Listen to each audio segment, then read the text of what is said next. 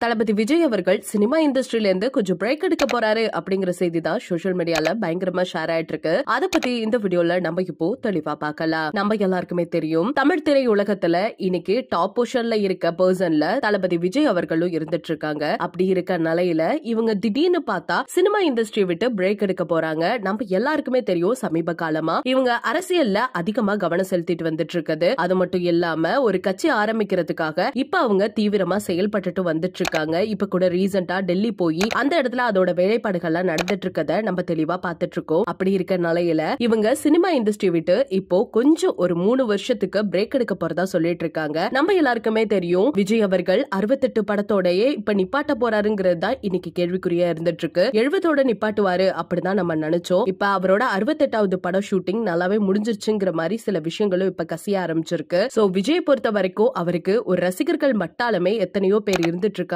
இப்படி இருக்க நிலையில அவர் அடுத்து படம் நடிக்க மாட்டாரு அப்படிங்கறத கேள்விப்பட்டோனே ரசிகர்கள் எல்லாம் ரொம்ப சோகத்துல ஆழ்ந்து போய் நின்னுட்டு இருக்காங்க. சோ விஜய் அவர்கள் இனிமே நடிக்கவே மாட்டாரா, இல்ல அரசியல்ல மட்டும்தான் கான்சென்ட்ரேட் பண்ண போறாரா, இல்ல ரெண்டுத்தையும் பேலன்ஸ் பண்ண போறாரா அப்படிங்கறத நம்ம வருங்காலத்துல மட்டும்தான் பார்க்க முடியும். சோ அதுக்காக நம்ம வெயிட் பண்ணி தான் ஆகணும். இந்த செய்தி பத்தி நீங்க என்ன நினைக்கிறீங்க அப்படிங்கறத மறக்காம நம்ம கமெண்ட் செக்ஷன்ல ஷேர் பண்ணிக்கோங்க. இது போல நிறைய செய்திகளை நீங்க கேட்டு தெரிஞ்சுக்கணும் அப்படின்னா நம்ம சேனலை சப்ஸ்கிரைப் பண்ணி வச்சுக்கோங்க.